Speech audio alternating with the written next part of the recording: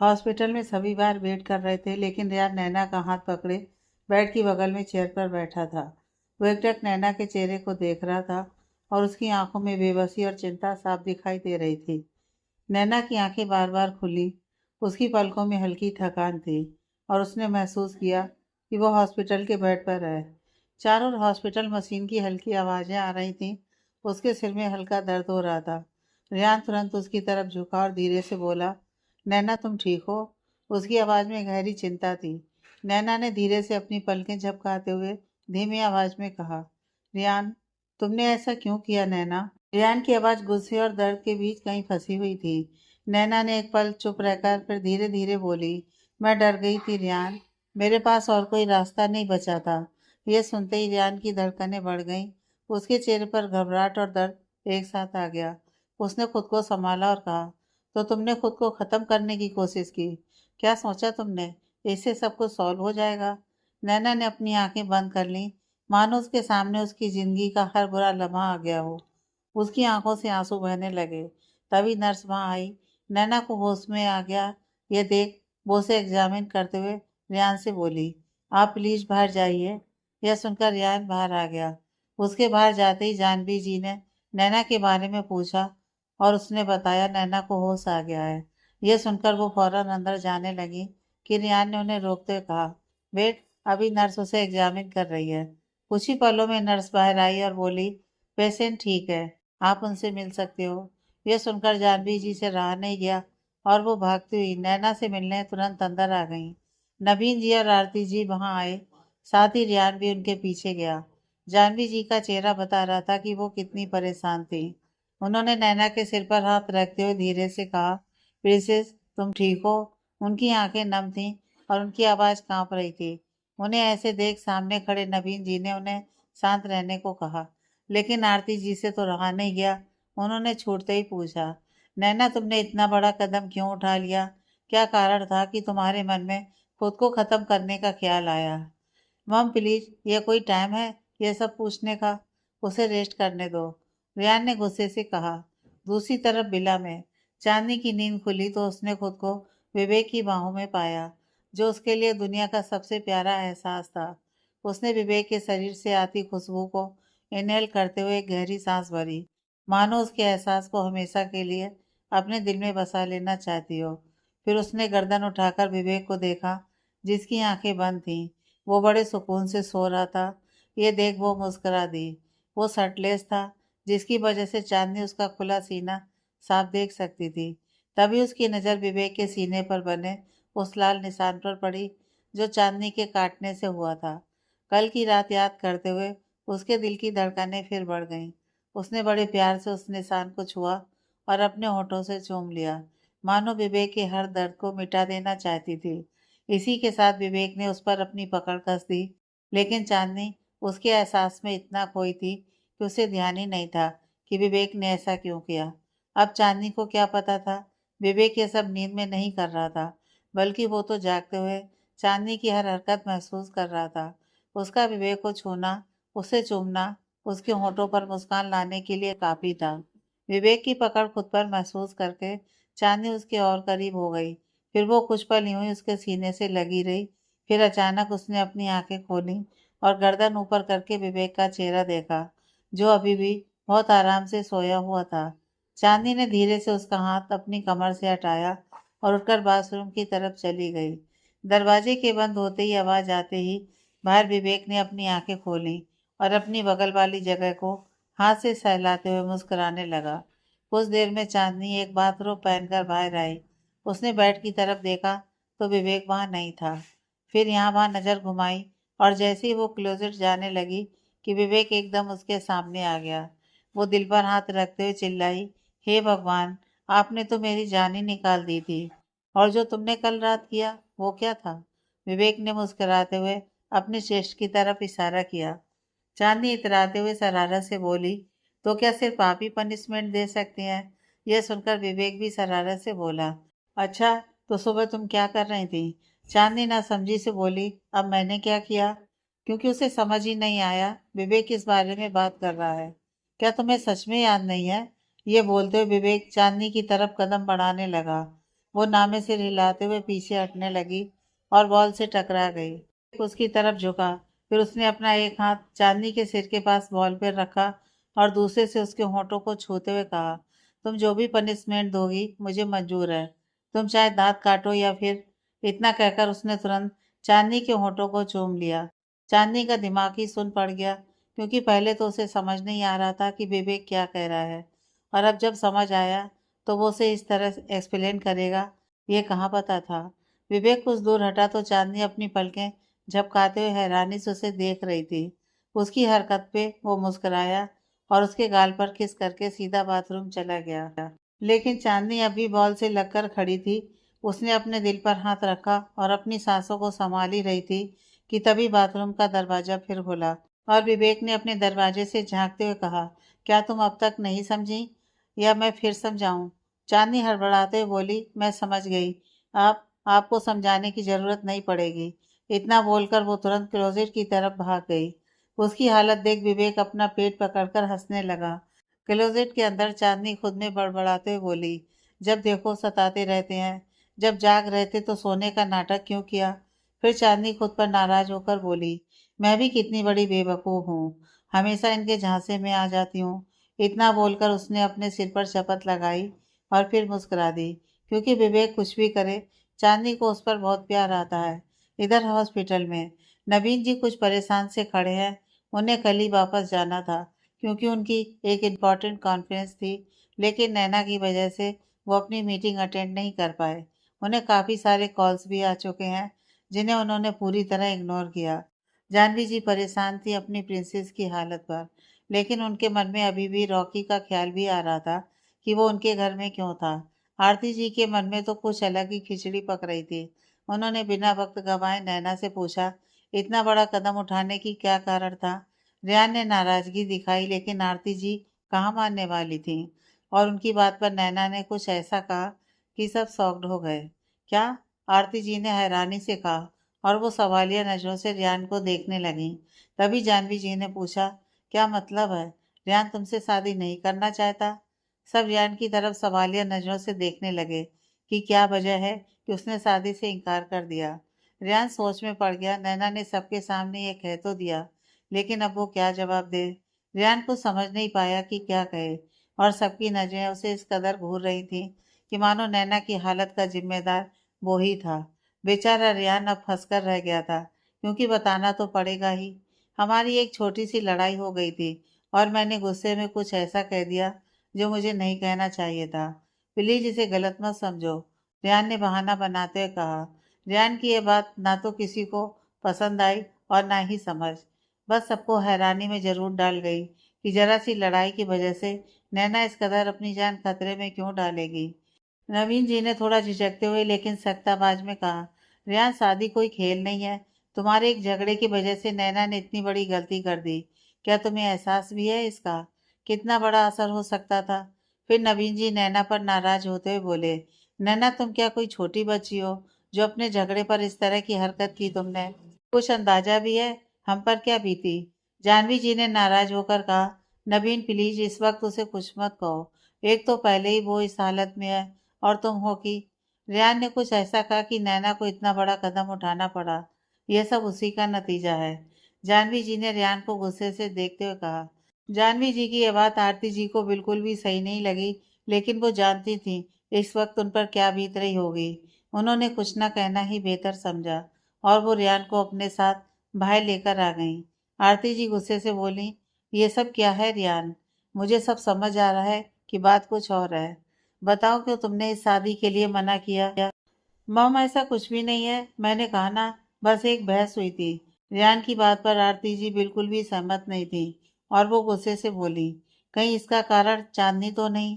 चांदनी का नाम सुनकर रेहान के कान खड़े हो गए। उसने बहुत ज्यादा हैरानी से कहा, क्या? आप इन सब में चांदनी को बीच में क्यों ला रही हो? क्योंकि मैं कई दिनों से देख रही हूँ तुम्हारे और चांदनी के बीच नजदीकियां बढ़ रही हैं।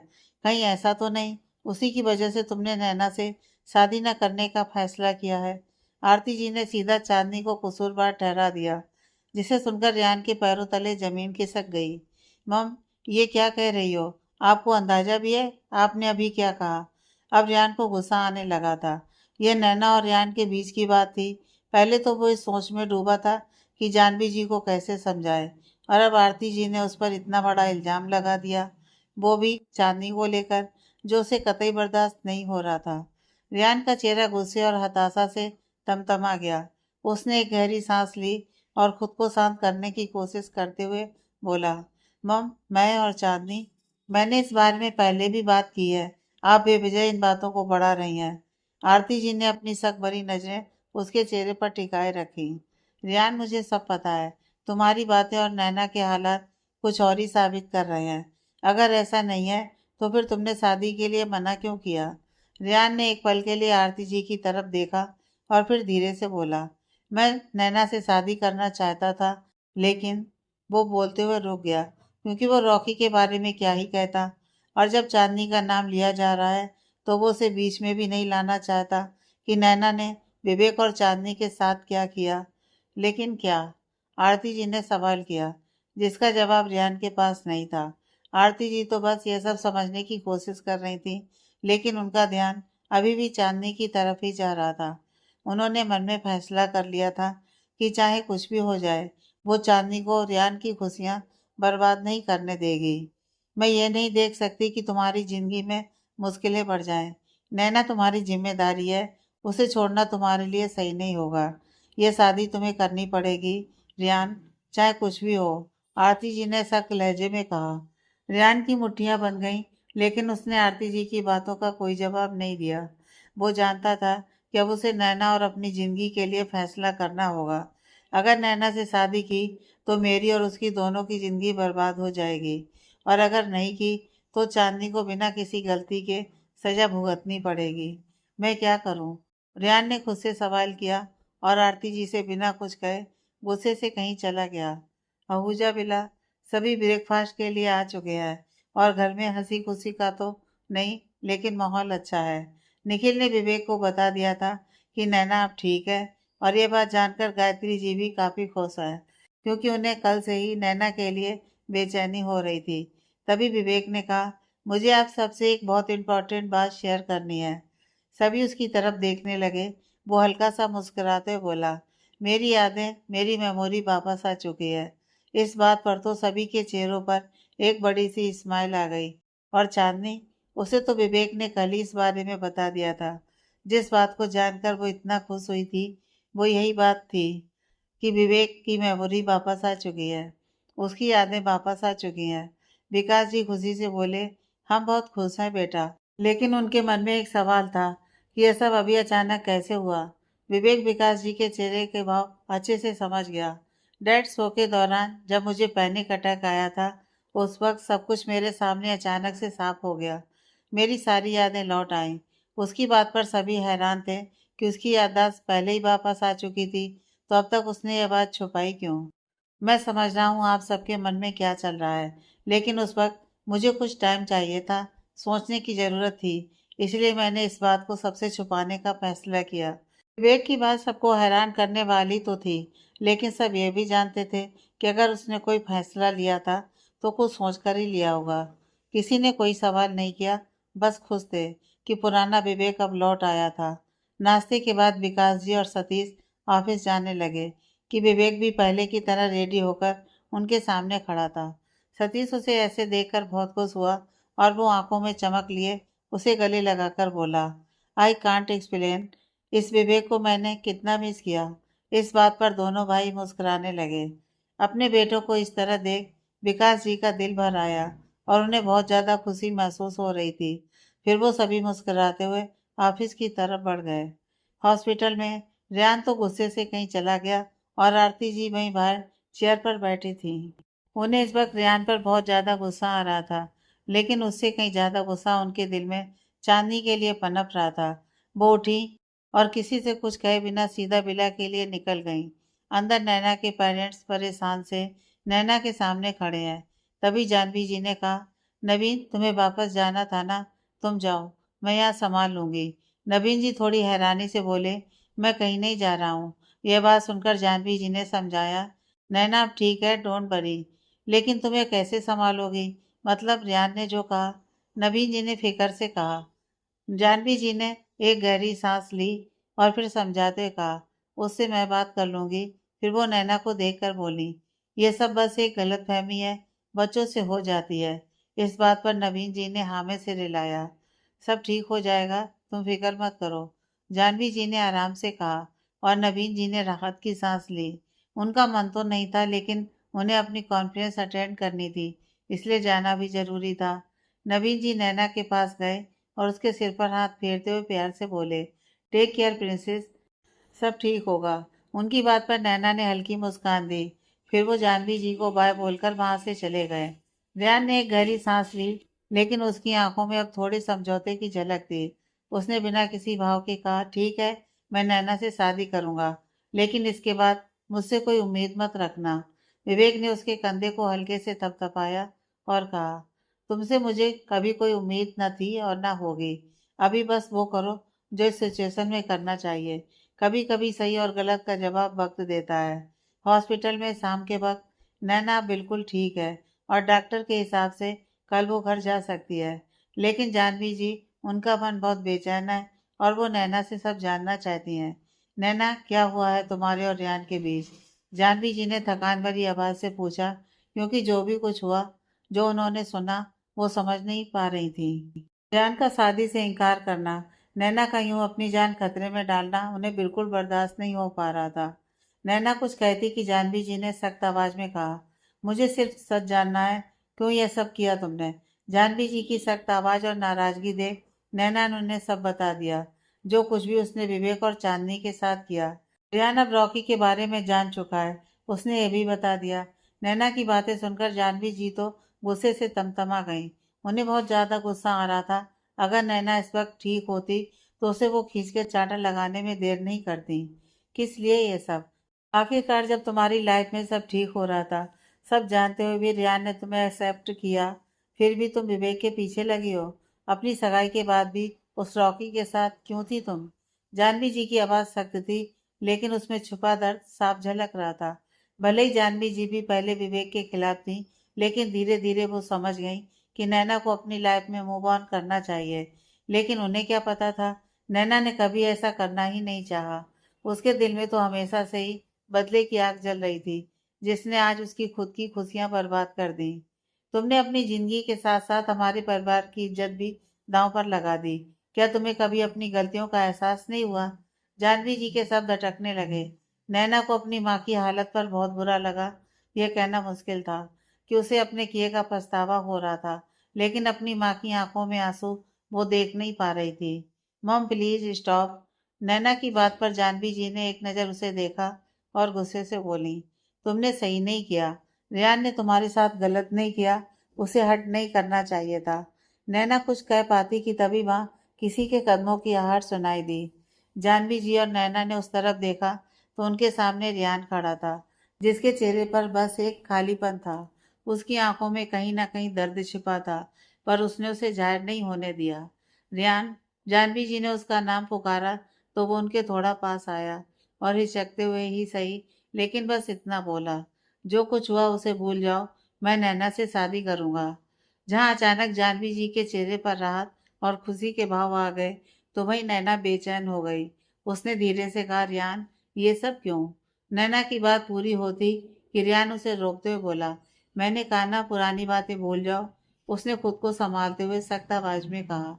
जानवी जी ने राहत की सांस ली, लेकिन रियान के चेहरे पर जो खालीपन था, उसने उन्हें थोड़ा परेशान कर दिया। क्या तुम सच में ऐसा चाहते हो? उन्होंने सवाल किया और रियान ने बिना किसी भाव के बस सिर हिला दिया।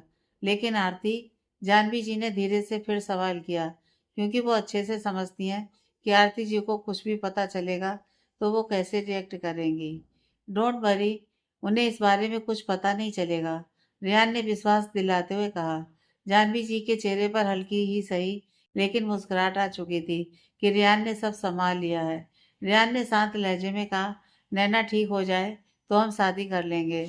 इस बात पर जानवी जी की आंखों से एक आंसू छलक गया।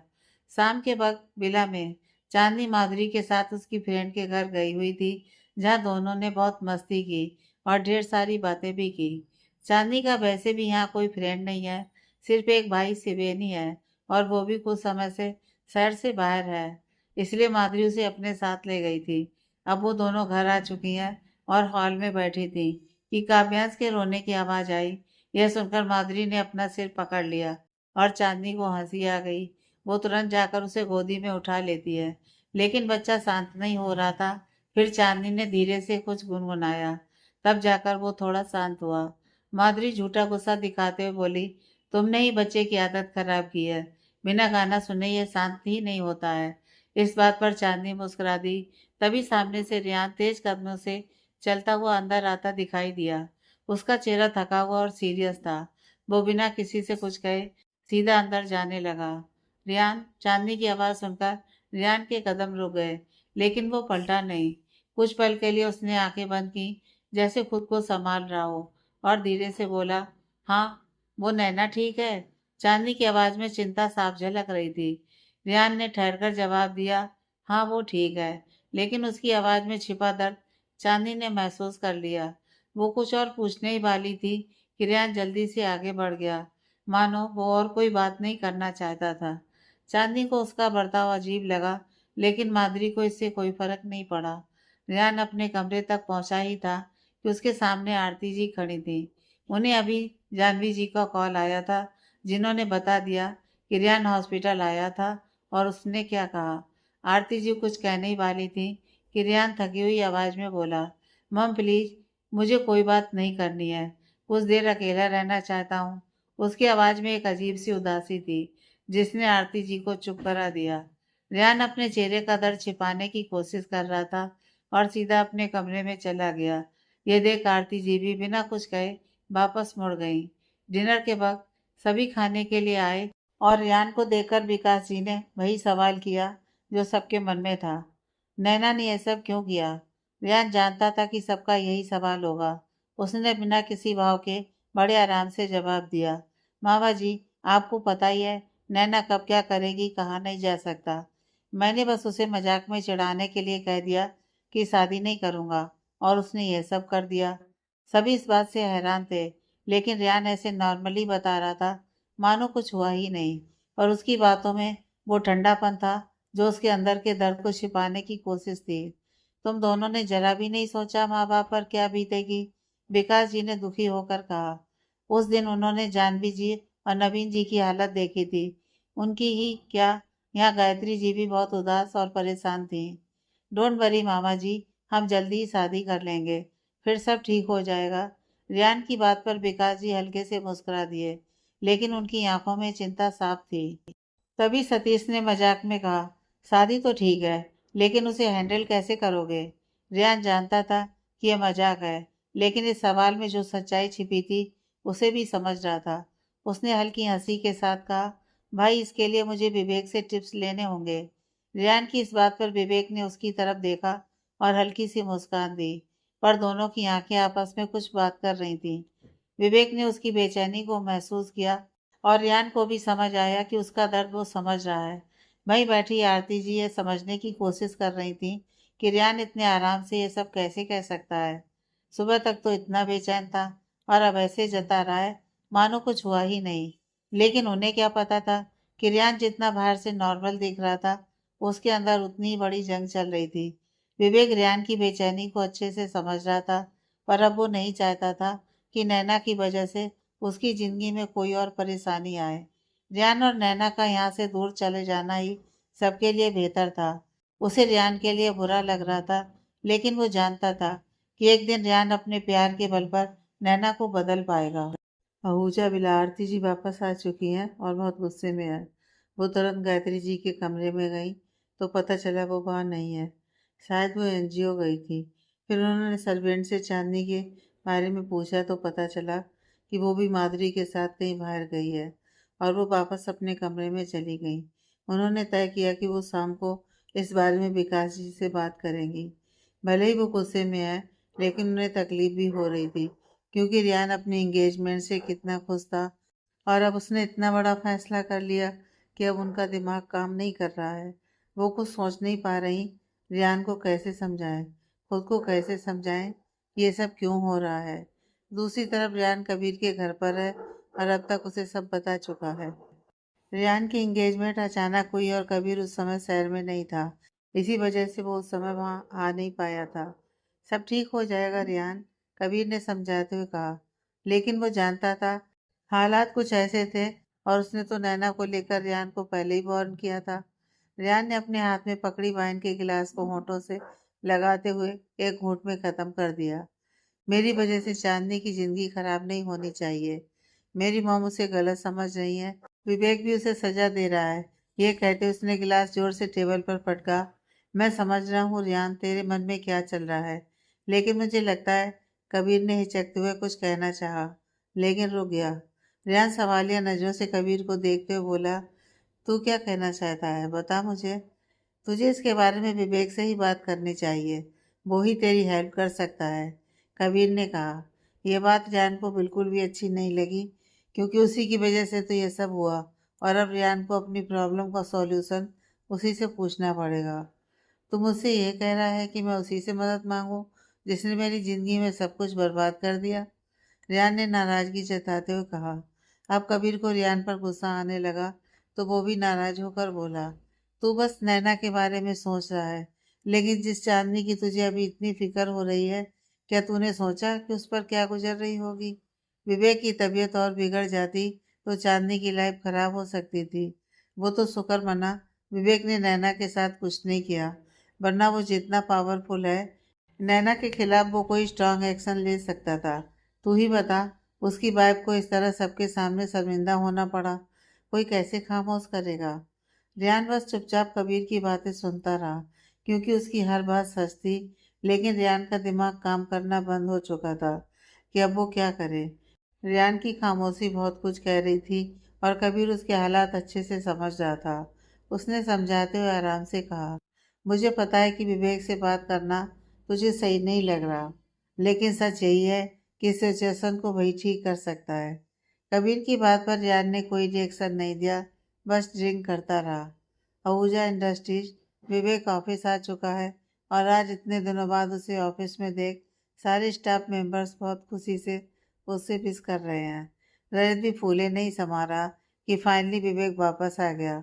भले ही वो रजत की नाक में दम करके रखता हो, लेकिन उसे ऑफिस में विवेक की कमी हमेशा खलती थी। विवेक अपने केबिन में है और रजत उसके सामने खड़ा है। तभी विवेक ने कहा, रजत मुझे सारी रिपोर्ट फौरन चाहिए, उसने ऑर्डर देते हुए कहा। रजत ने सिर हिलाया और जाने लगा कि वापस आकर फिर बोला, good to see you sir. उसकी बात पर विवेक ने हाँ कहा, और रजत बड़ी सी मुस्कुराहट के साथ वहां से चला गया। विवेक ने अपनी चेयर पर सिर टिकाया और कुछ सोचने लगा कि तभी उसका फोन रिंग हुआ, और उसके होठों पर एक मुस्कान आ गई। ये चांदनी का कॉल था। मेरी जान को मेरी याद आ ही गई, विवेक ने फ़ोन उठाया और कहा।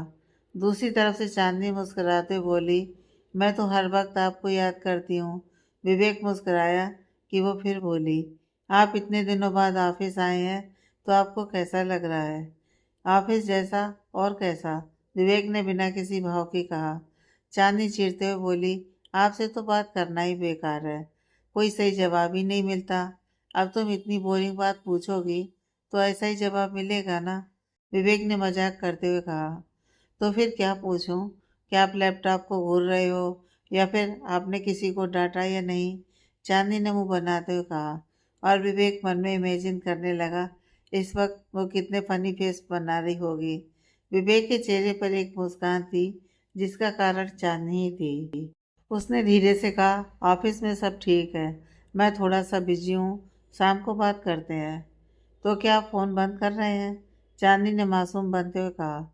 उसकी बात पर विवेक ने बिना किसी भाव के बस हाँ कहा, और फ़ोन काटने ही वाला था कि वो रुका। फिर उसने कहा, सुनो। हाँ बोलिए। I love you. विवेक की बात पर चांदनी मुस्कुराने लगी। I love you. चांदनी ने इतना ही कहा कि उसने अपनी बात आधे में ही रोक दी, क्योंकि शायद माधुरी उसे आवाज़ दे रही थी। उसने कहा, हाँ भाभी, आती हूँ। बेचारा विवेक चांदनी की बात का इंतजार करता रह गया कि अगले पल वो बोली, शाम को मिलते हैं, बाय। इतना बोलकर उसने फ़ोन काट दिया। विवेक ने एक गहरी सांस ली और खुद से कहा, रॉन्ग टाइम भाभी। फिर वापस अपने काम में लग गया। तभी उसके केबिन का दरवाज़ा खुला और रियान अंदर आया। उसकी आंखों में एक अलग ही बेचैनी थी। विवेक ने नाराज होकर कहा, डोर नॉक करना होता है, भूल गए क्या? विवेक प्लीज, मुझे बहुत इंपॉर्टेंट बात करनी है। क्या हम नॉर्मली बात कर सकते हैं? रियान ने हड़बड़ाते हुए कहा। विवेक ने एक नज़र उसे देखा और बिना किसी भाव के कहा, बोलो, तुम्हें क्या बात करनी है? उसने अपनी चेयर पर सिर टिका लिया। रियान थोड़ा नर्वस था, लेकिन उसने खुद को संभालते हुए कहा, तुम्हें पता ही है, फिर भी मैं चाहता हूँ। अचानक विवेक के चेहरे के भाव बदल गए। उसने गुस्से से कहा, क्या चाहते हो? अब मैं तुम्हें बताऊं क्या सही है क्या गलत? रियान एक पल के लिए चुप रहा, लेकिन उसके चेहरे पर तनाव साफ झलक रहा था। विवेक ने अपने हाथ टेबल पर रखे और सख्त आवाज में कहा, तुम्हें खुद भी पता है ये सब कैसे और क्यों हुआ है। अगर तुमने पहले ही सही डिसीजन लिए होते तो आज ये हालत नहीं होती। रियान गुस्से में बोला, क्या तुम अब सारा ब्लेम मुझ पर डाल रहे हो? विवेक ने अपनी मुट्ठियां कस लीं और टेबल पर हाथ मारा। बताओ फिर इसका जिम्मेदार कौन है? रियान ने हल्के गुस्से से कहा, तुम हर बात के लिए मुझे ही रिस्पॉन्सिबल क्यों मानते हो? मैं कोई फैसला खुद से क्यों नहीं ले सकता? विवेक ने खुद को शांत किया और बोला, तुमने अपने फैसले खुद लिए हैं रियान, और देखो वो तुम्हें कहाँ ले गए हैं। रियान चुपचाप खड़ा रहा, उसकी आंखों में गुस्सा साफ दिख रहा था। कुछ देर की चुप्पी के बाद उसने एक लंबी सांस ली और कहा, क्या शादी ही इसका सॉल्यूशन है? विवेक ने अपनी चेयर से उठते हुए उसकी तरफ कदम बढ़ाए। उसकी आवाज़ अब शांत थी, लेकिन उसमें एक ठहराव था। रियान, ये फैसला तुम्हारे लिए आसान नहीं है। मैं जानता हूँ कि नैना ने क्या किया है, पर अगर तुमने उसे इस हालत में छोड़ दिया तो और भी ज़्यादा प्रॉब्लम हो जाएगी। तुम दोनों की ज़िंदगी स्पॉइल हो सकती है। रियान ने नज़र नीची करते हुए धीरे से कहा, मैं उससे प्यार नहीं कर पाऊंगा विवेक, मैं उसे कभी माफ़ नहीं कर सकता। विवेक ने उसके कंधे पर हाथ रखते हुए कहा, शायद अभी नहीं, लेकिन वक्त सब बदल देता है। तुम दोनों को टाइम चाहिए, और एक दिन नैना को भी रियलाइज होगा कि उसने क्या खो दिया है। विवेक की बातों में छिपी सच्चाई ने रियान को थोड़ा सा सुकून दिया, लेकिन उसकी आंखों में अब भी बेचैनी थी। तुम हमेशा सही नहीं हो सकते विवेक। विवेक हल्की मुस्कान के साथ बोला, मैं तुम्हें सही या गलत साबित करने के लिए ये नहीं कह रहा। मैं बस ये चाहता हूँ कि जो गलती हो चुकी है उसे और बड़ा ना होने दें। रियान ने एक गहरी सांस ली, लेकिन उसकी आंखों में अब थोड़े समझौते की झलक थी। उसने बिना किसी भाव के कहा, ठीक है, मैं नैना से शादी करूंगा, लेकिन इसके बाद मुझसे कोई उम्मीद मत रखना। विवेक ने उसके कंधे को हल्के से थपथपाया और कहा, तुमसे मुझे कभी कोई उम्मीद न थी और न होगी।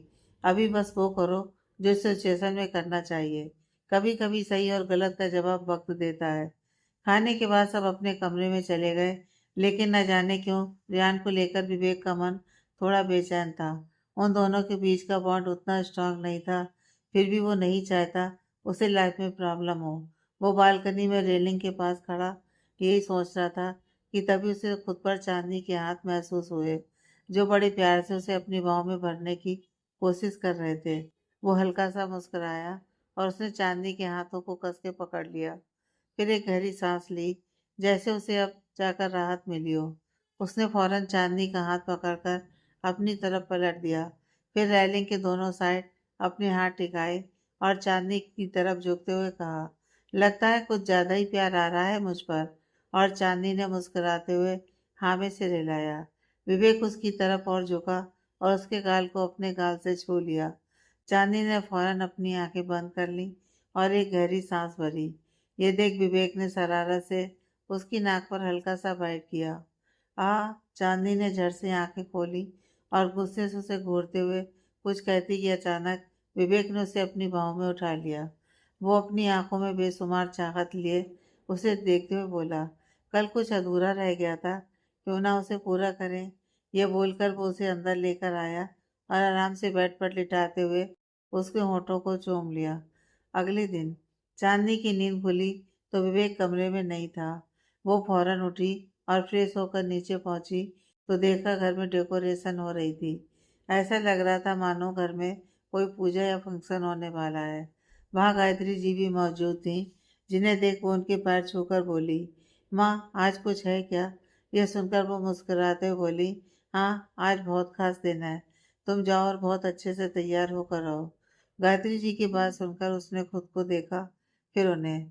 और मासूमियत से कहा, माँ ये कपड़े अच्छे नहीं हैं क्या? अच्छे हैं, लेकिन आज मेरी बेटी सबसे सुंदर लगनी चाहिए। गायत्री जी की खुद को बेटी बोलने वाली बात पर चांदनी एकदम खुश हो गई। उसने हड़बड़ी में उन्हें गले लगाया और उनके गाल पर किस कर लिया। ठीक है माँ, मैं अभी आती हूँ। चांदनी ने एक बड़ी सी मुस्कान के साथ कहा और अपने कमरे की तरफ भाग गई। गायत्री जी ये सोचकर हंसने लगी कि चांदनी अभी उन्हें किस करके गई है। चांदनी ने फटाफट क्लोजेट से एक हैवी साड़ी ली और चेंज करके मिरर के पास आ गई। गले में एक सुंदर सा नेकलेस और हाथों में भरी हुई चूड़ियां। वो आईने के पास खड़ी तैयार हो रही थी कि उसकी नज़र मिरर के थ्रू ही विवेक पर पड़ी, जो बिना पलके झपके अपने हाथ बांधे ठीक उसी के पीछे खड़ा उसे देख रहा था।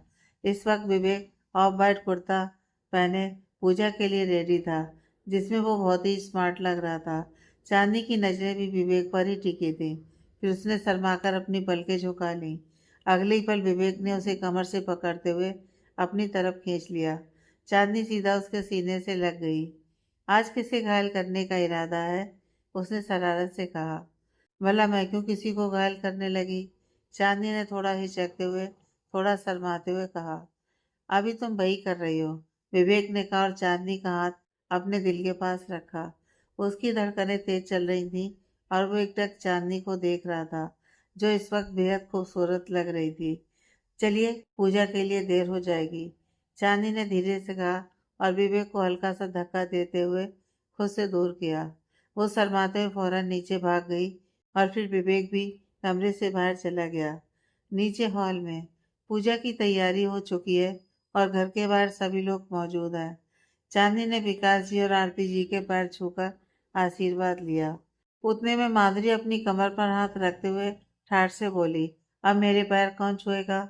यह सुनकर चांदनी तुरंत उसकी तरफ आई और पैर छूने के लिए झुकी रही थी कि माधुरी ने उसे रोका।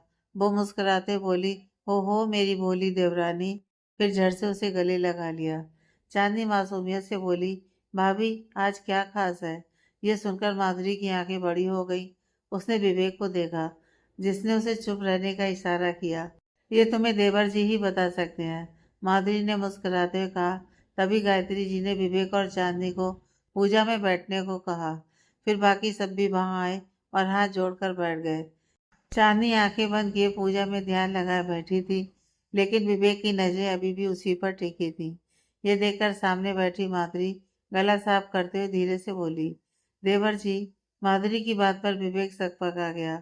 उसने तुरंत अपनी नजरें चांदनी से हटाई और सामने देखने लगा। उसकी हालत पर सतीश मुंह दबाकर हंस ही रहा था कि तभी निखिल वहां आया। उसने विवेक के कंधे पर हल्का मारते हुए धीरे से कहा, happy first anniversary bro. Nikhil के बोलने की देर थी कि चांदनी ने झट से अपनी आंखें खोली और चौंकते हुए कहा, क्या? माधुरी ने अपना सिर पकड़ लिया और बाकी लोग भी हल्का सा मुस्कुराते हुए निखिल की तरफ देखने लगे। निखिल, माधुरी ने गुस्से में उसकी तरफ देखते हुए कहा, लेकिन पूजा के माहौल में वो कुछ ज्यादा बोल नहीं पाई। लेकिन विवेक जिस तरह निखिल को घूर रहा था, निखिल को तुरंत एहसास हुआ कि उसने बड़ी गलती कर दी है और आज उसकी पिटाई होना पक्का था। चांदनी को जैसे ही पूरी बात समझ में आई, उसके चेहरे पर खुशी की लहर दौड़ गई। एनिवर्सरी, उसने धीरे से कहा और विवेक को देखा, जो निखिल को घूर रहा था। उसे देख चांदनी के होठों पर मुस्कान आ गई।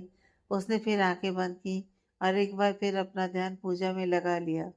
कुछ देर बाद निखिल भागता हुआ चांदनी के पीछे छिपने की कोशिश कर रहा था, क्योंकि विवेक उसे खा जाने वाली नजरों से घूर रहा था। निखिल का कसूर बस इतना था कि उसने गलती से विवेक का सरप्राइज खराब कर दिया था।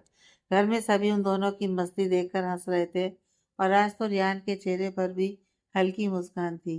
यार विवेक, चांदनी को तो पता चलना ही था ना, निखिल ने डरते हुए अंदाज में कहा। तुझे बुलाया किसने था जो मुंह उठाकर यहाँ आ गया? विवेक ने चिढ़ते हुए कहा, जिस पर चांदनी जोर से हंस पड़ी। यार ये मेरी भी बहन है, तेरे लिए ना सही, चांदनी के लिए तो आना ही था, निखिल ने हाथ जोड़ते हुए रिक्वेस्ट की। तब जाकर विवेक का गुस्सा थोड़ा ठंडा हुआ। सभी डाइनिंग टेबल पर बैठे मस्ती से बातें कर रहे थे। तभी माधुरी ने चुटकी ली, देवर जी, मेरी देवरानी को एनिवर्सरी विश तो कीजिए, वो भी प्यार से। निखिल धीरे से माधुरी के कान में फुसफुसाया, ये हिटलर प्यार से नहीं, डरा के विश करेगा। माधुरी ये सुनकर मुस्कुरा उठी। माधुरी की बात सुनकर चांदनी विवेक की तरफ देखने लगी और वो तुरंत उठकर एक बड़ा सा रेड रोजेस का बुके ले आया। ये देखकर निखिल और माधुरी एक दूसरे की तरफ चौंकते हुए देखने लगे। विवेक ने वो बुके चांदनी के हाथों में थमाते हुए बड़े प्यार से कहा, हैप्पी एनिवर्सरी जान। ये सुनते ही सभी शोर मचाते हुए तालियां बजाने लगे और माहौल में हंसी ठिठोली छा गई। चांदनी को विवेक के सबके सामने उसे जान कहने पर इतनी शर्म आ रही थी कि उन गुलाबों से ज्यादा उसका चेहरा लाल हो गया था। माही मुस्कुराते बोली, भाभी अब आपकी बारी है, भाई को भी विश करो। इस पर बिहान शरारत से बोला, और हाँ, तरीका भाई जैसा ही रोमांटिक होना चाहिए। चांदनी की हालत देखकर सभी जोर जोर से हंस रहे थे, क्योंकि वो हद से ज्यादा पिलस कर रही थी। अब यूं ही शर्माती रहोगी या कुछ कहोगी भी? माधुरी ने छेड़ते हुए कहा। तो निखिल ने उसकी बात पूरी करते हुए कहा, कहीं ऐसा ना हो कि हमारे हिटलर को अगली एनिवर्सरी तक वेट करना पड़े। इस पर दोनों ने शरारत में हाई फाइव किया। चांदी ने धीरे धीरे अपनी पलकें उठाईं और विवेक को देखा, जो उसके लाल पड़े चेहरे को देखकर मुस्कुरा रहा था। उसे पता था कि जब तक वो कहेगी नहीं, सब उसे सताते रहेंगे और उनसे बचना मुश्किल था। उसने जैसे तैसे हिम्मत जुटाकर हल्की आवाज में कहा, हैप्पी एनिवर्सरी पतिदेव। इतना कहना था कि निखिल ने जोर से सीटी बजा दी और चांदनी ने तुरंत अपना चेहरा अपने हाथों में छिपा लिया। ये देखकर विवेक मुस्कुराया और झट से चांदनी को अपने सीने से लगा लिया। उसके ऐसा करने पर वहां और ज्यादा शोर मच गया और चांदनी, वो तो शर्म से पानी पानी हो गई। उसने अपने चेहरे को पूरी तरह से विवेक के सीने में छुपा लिया। विला में काफी हंसी खुशी के माहौल के साथ सबने विवेक और चांदनी को उनके एनिवर्सरी की बधाई दी और काफी सारे गिफ्ट्स भी दिए।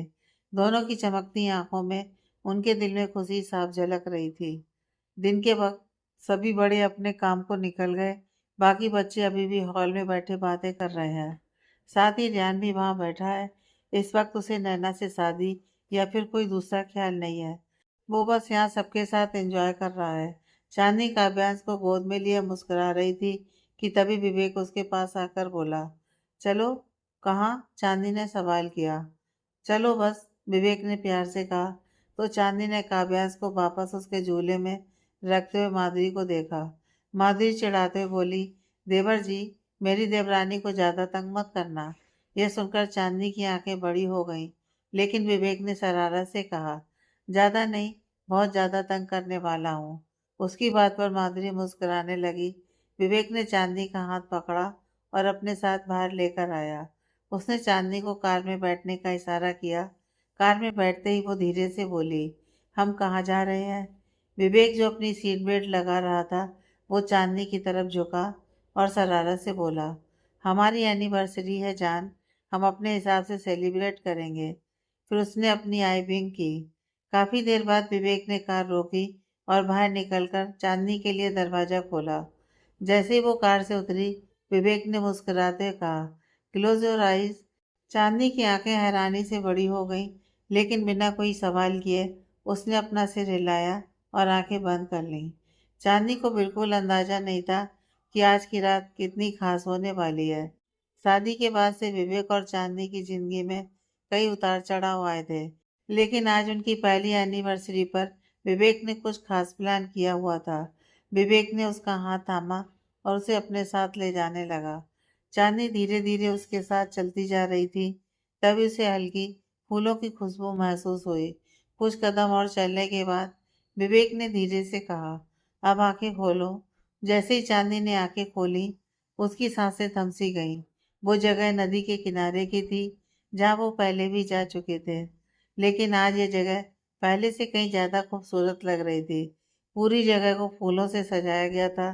कुछ दूर पर बनी वह हट फूलों की चादर से ढकी हुई थी। और तो और, जिस रास्ते से वो आ रहे थे, वहां भी फूल बिछे हुए थे। चांदनी सब देखकर पूरी तरह से खो गई थी। उसकी आंखों में हैरानी और चेहरे पर मुस्कान थी। तभी विवेक की आवाज से उसका ध्यान टूटा। हमारी शादी जिन हालातों में हुई थी, लेकिन तुमने अपनी शादी के लिए कई सपने देखे होंगे, जिन्हें पूरे करने का मौका नहीं मिला। लेकिन अब मैं चाहता हूँ कि हम वो सब करें जो तब नहीं कर पाए थे।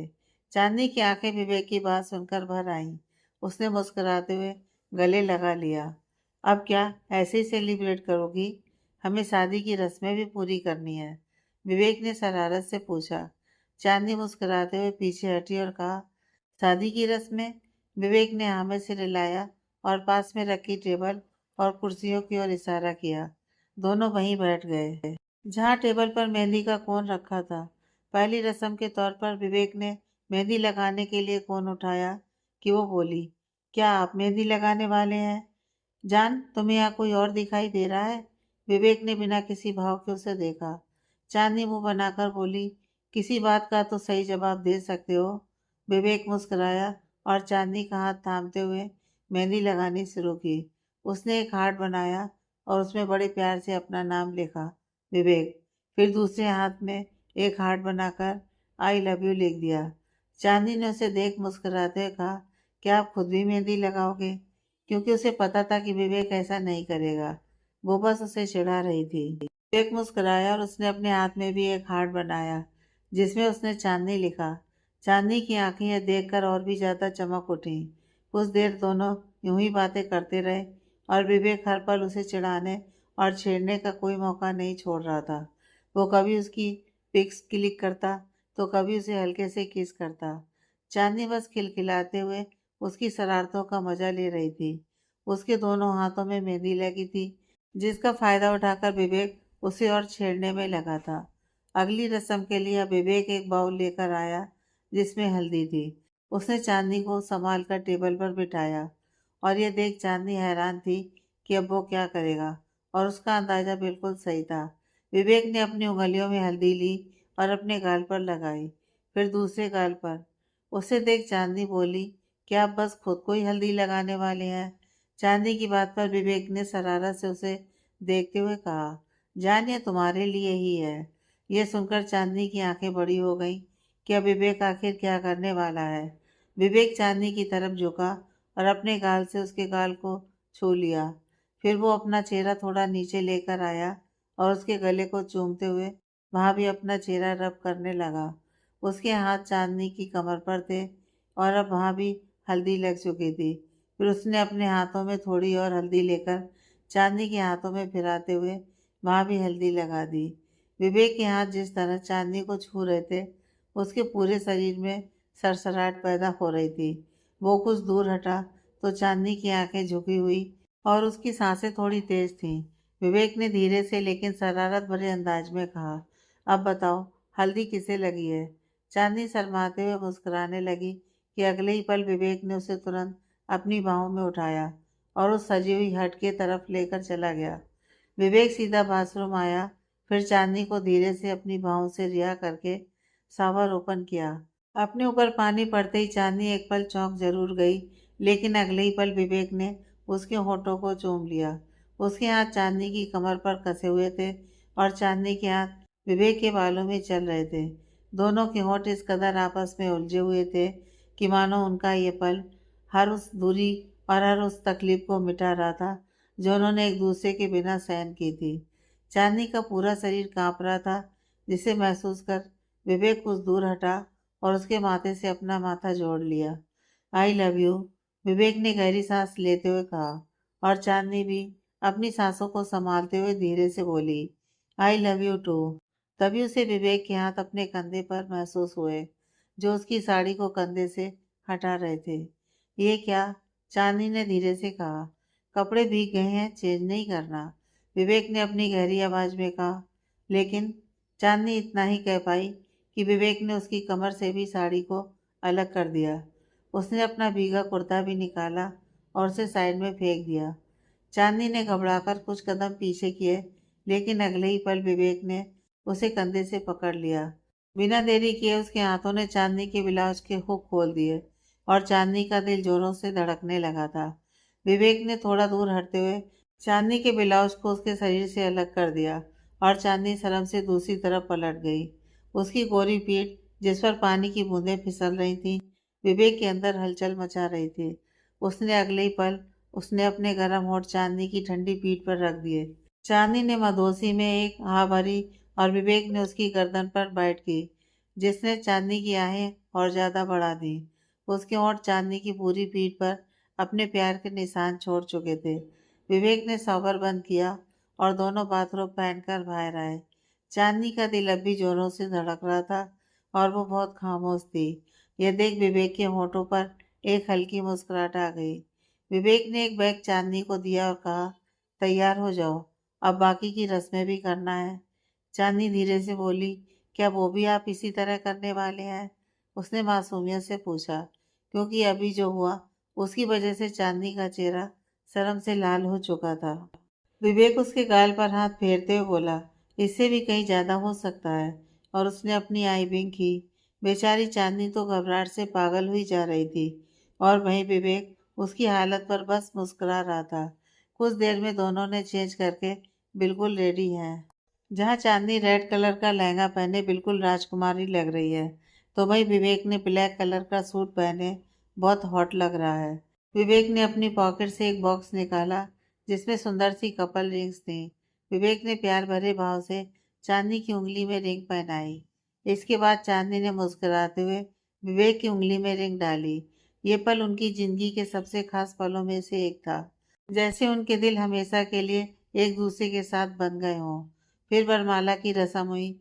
दोनों ने एक दूसरे को माला पहनाई।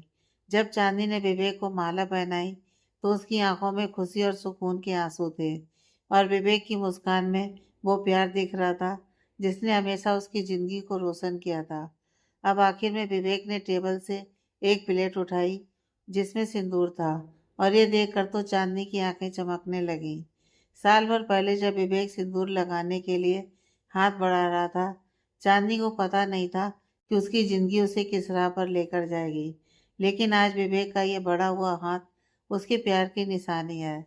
उसके प्यार की राहें और उसकी मंजिल विवेक है।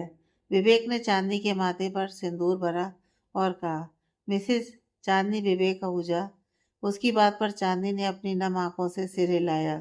विवेक ने उसे बाहों में उठाया और शरारत से कहा, अब अगली रस्म की बारी है। अब कौन सी रस्म? चांदनी हैरानी से बोली, आज हमारी फर्स्ट नाइट है। विवेक की बात सुनकर चांदनी के गाल लाल हो गए। वो तुरंत उसे बेड की तरफ लेकर आया जो फूलों से सजा हुआ था। उसने चांदनी को प्यार से उसमें लिटाया और खुद भी बगल में आ गया। विवेक ने रिमोट से एक और बटन दबाया और दीवार पर धीरे धीरे उनकी जिंदगी के खास पल दिखने लगे। चांदनी का मुंह खुला का खुला रह गया। उसे पता नहीं ये सब कैसे हुआ, लेकिन चांदनी की आंखों में बहुत ज्यादा चमक थी। वहां पर चांदनी की कुछ वीडियो क्लिप्स भी चल रही थी। विवेक ने चांदनी को प्यार से देखा और धीमे स्वर में कहा, जब मैं पहली बार तुम्हें मिला था मुझे नहीं पता था कि हमारा रिश्ता किस राह पर जाएगा, लेकिन तुम्हारे साथ हर लम्हा एक यादगार सफर बन गया है। चांदनी की आंखों में आंसू थे, लेकिन वो खुशी के आंसू थे। आपने मेरी जिंदगी को इतनी खूबसूरती से भर दिया कि अब हर मोड़ पर, हर मंजिल पर हम साथ होंगे। दोनों ने एक दूसरे को प्यार से देखा और मुस्कुराते हुए गले से लगा लिया। हमारे प्यार की राहें अब हमेशा के लिए एक हो गई हैं, दोनों ने कहा और एक दूसरे में खो गए। दी एंड।